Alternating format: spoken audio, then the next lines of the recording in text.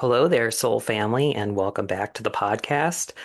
So, lately I've been talking a lot about what alignment feels like and how to expand what you want in your life and really living your purpose, which makes you feel happy overall, makes your life feel meaningful. But how do you actually get to that point? I didn't just wake up one day and know everything that I know today, right? I did a lot of work to get there, years of work to get there. And my old self, an older version of me, might say that I took the long way around, that I took the scenic route, lots of detours, and took a long time to get there. But today, this more evolved version of me would say that I did it in my own divine timing and everything unfolded and happened the way it was supposed to because that was in my favor. That pacing was in my favor. I picked up the tools I needed when I needed them. I met people when I needed to meet them that would help me along this path. Some amazing mentors and just people who didn't even know that they were mentors to me. So I do want to cover some of these ways that I've grown exponentially over the years because they're tried and true things that many people have done, and it's not specific to me. So for this episode, I'm going to talk about meditation.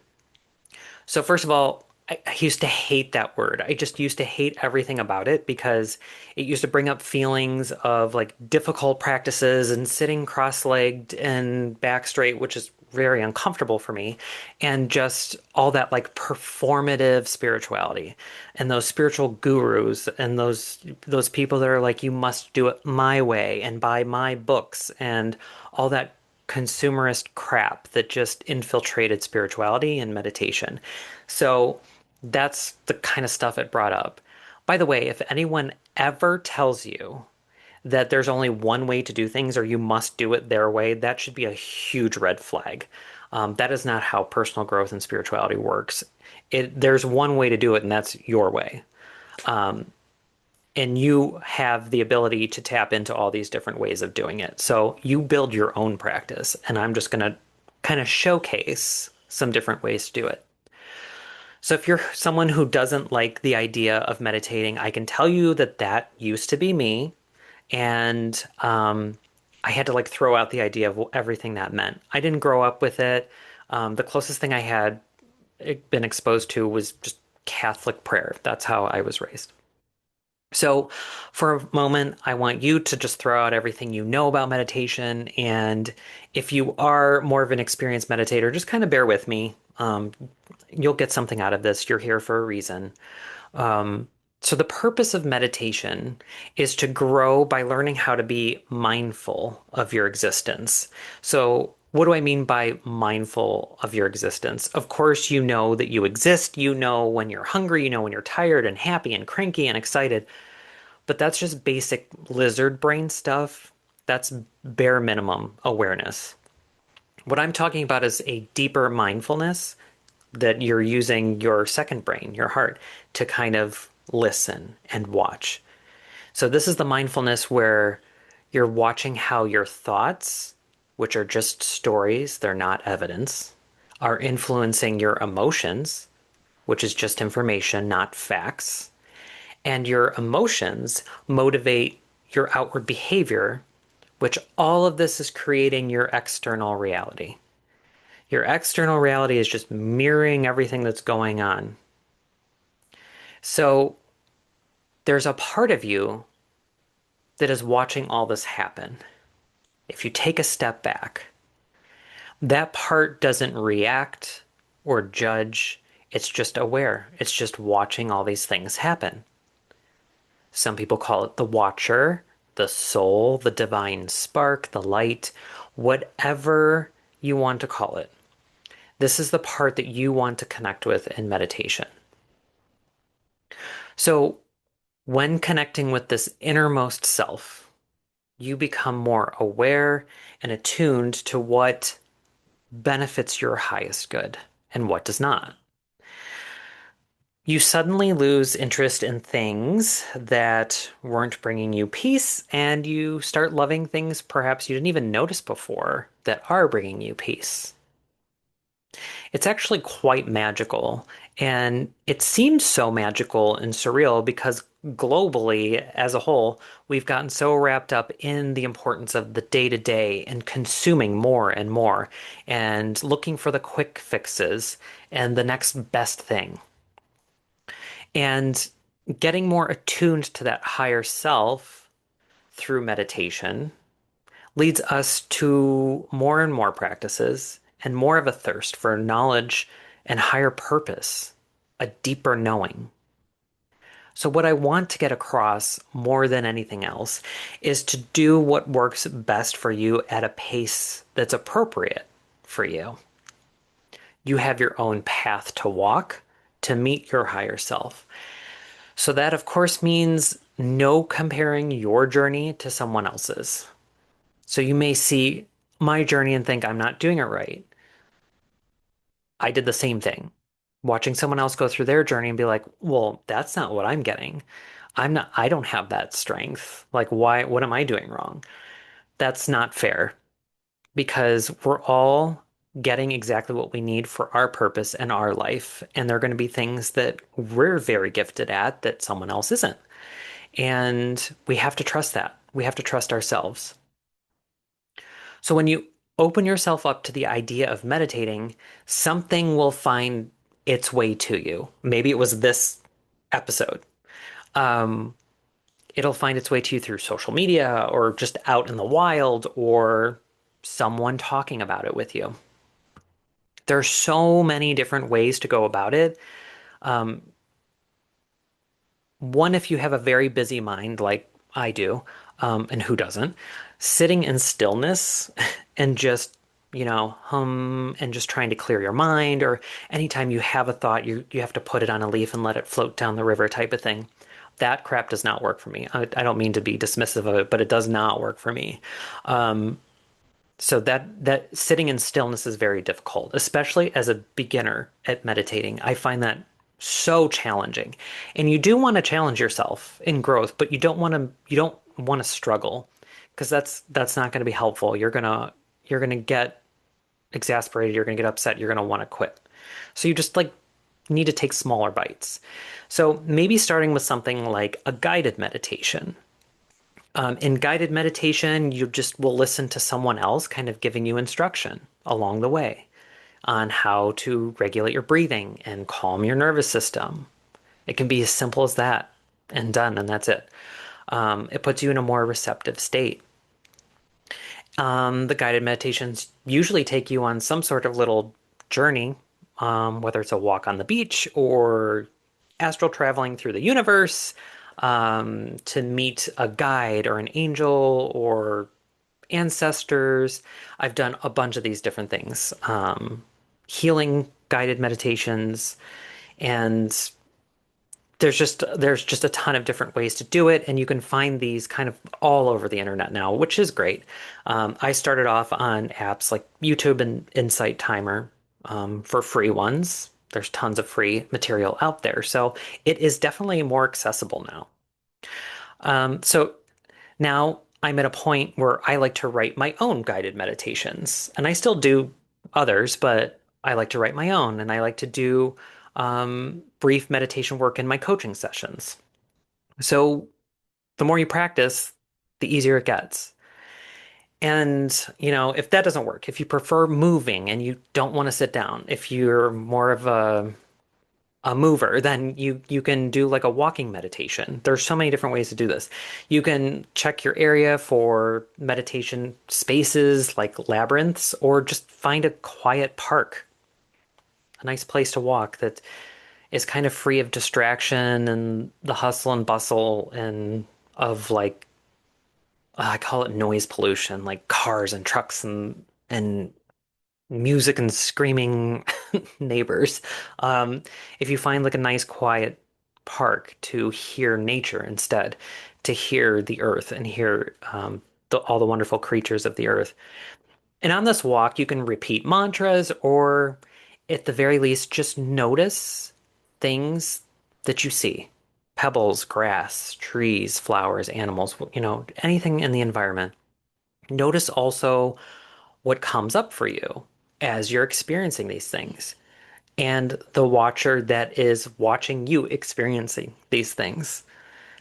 And just be an explorer, like it's your first day on this planet and you're seeing everything for the first time. And you have all the time in the world. Nothing else matters in that moment. You're just noticing things in nature. Okay, so that's a walking meditation. Um, Another type of meditation that you can try is similar to prayer, and you focus on a specific spiritual entity to engage in conversation.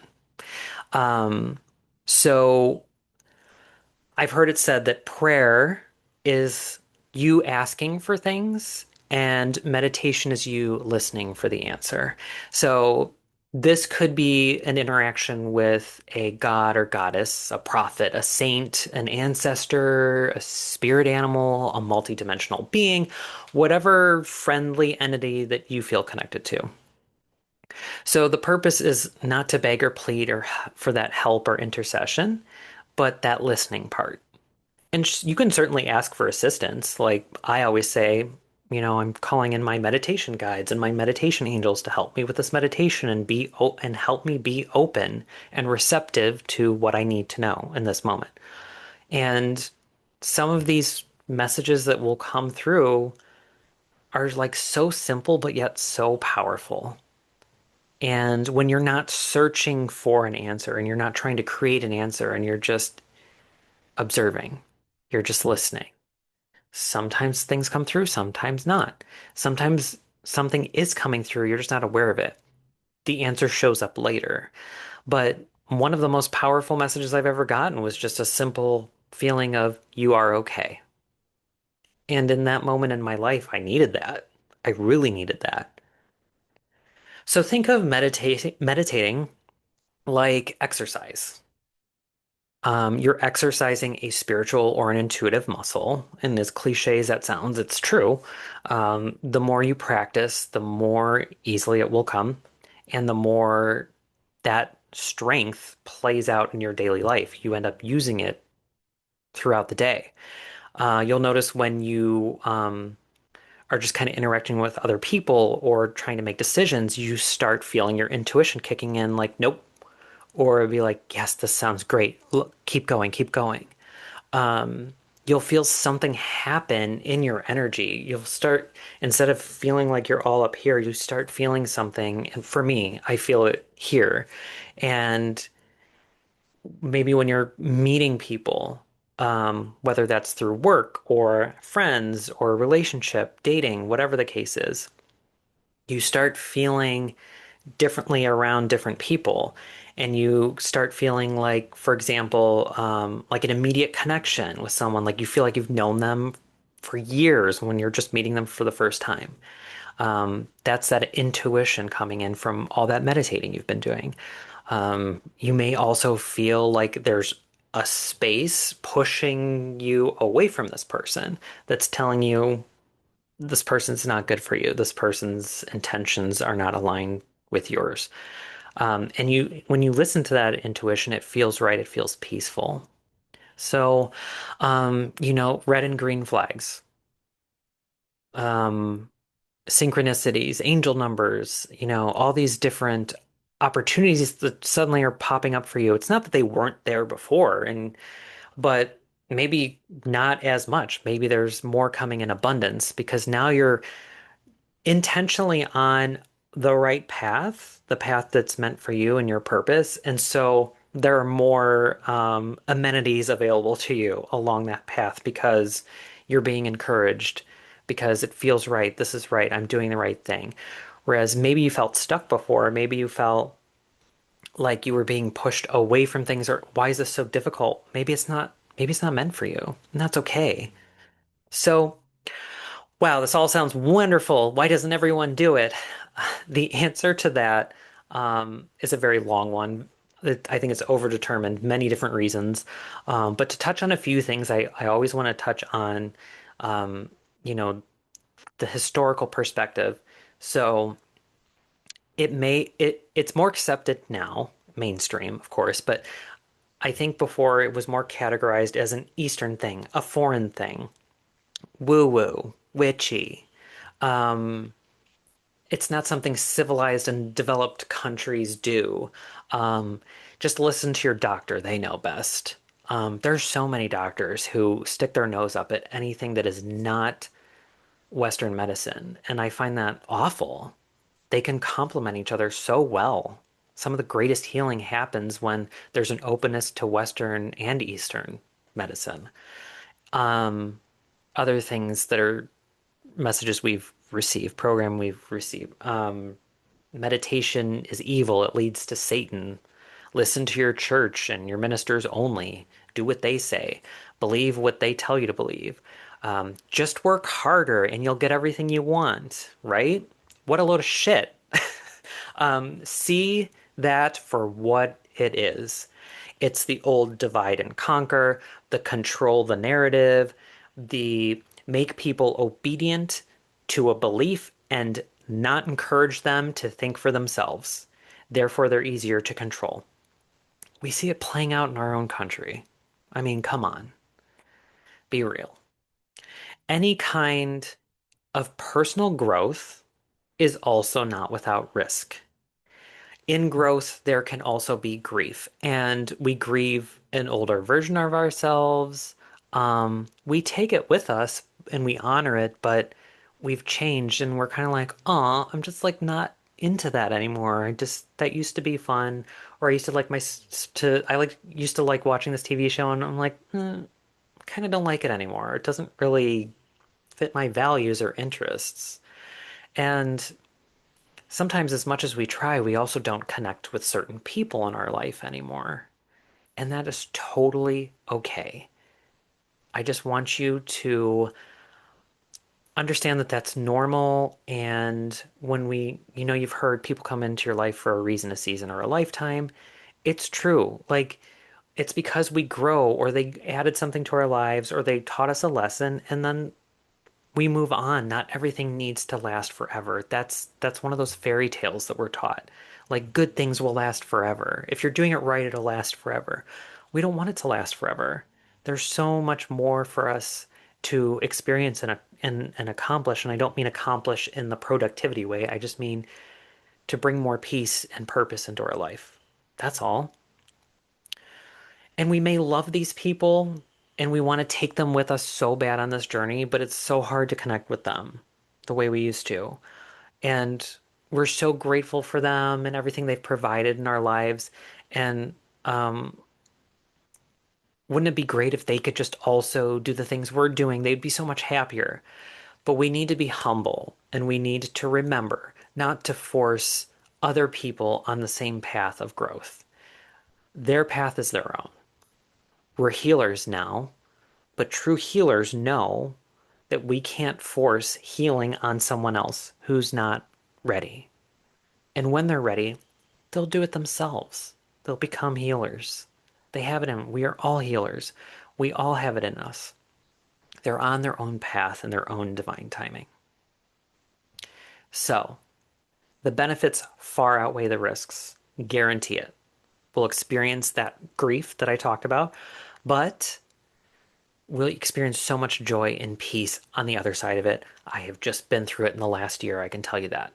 Huge grief moment, but that whole time I knew that this was necessary and it was temporary and that I was going to be better on the other end. And here I am now podcasting and owning a business and helping people heal themselves. I wasn't there a year ago. So, are you ready to give meditation a shot? Because I'm doing a free 7-day chakra meditation challenge. So, if you're watching this in the time that I'm posting it, I'm doing this from August 1st to August 7th, 2026. You don't have to join at a specific time, or there's no like Zoom meeting or anything like that. All you need to do is just join my newsletter, which is all over my website, on every page of my website, at the very top and at the very bottom. You just throw your email in. You'll get a welcome email to the newsletter. It's free. You don't have to subscribe or anything. You don't have to pay a subscription. And then you'll get the invitation to enroll in the 7-day chakra meditation in a separate email. So do that now so you don't forget. And it's very simple. The meditations are just audio files that you'll download off of a website. And you can do it any time in the day that you want. Just give yourself like about 10 minutes, 10, 15 minutes to do the meditations. And by the end of it, I hope that you feel calmer. You feel like you've done some healing because it is a healing meditation. Um, and that you'll be more present focused in that moment. I think it would be great if you could do this 7 days together to just kind of get in that habit, in that practice. That's the purpose that I'm doing this, like as a 7 day meditation challenge to kind of test out a practice, see how it works. You'll feel um, what works for you, what doesn't. And then you can go from there and start your own meditation journey from there. So, after that, I hope to provide you with some more information about a paid live session where we're going to do some deeper healing in a longer meditation. So, stay tuned for that, and you'll get more information once you sign up for the newsletter. So, thank you so much for joining me today. We talked about meditation. I'll be talking about more tools to help you with your own personal and spiritual growth. Until then, keep shining. Love you.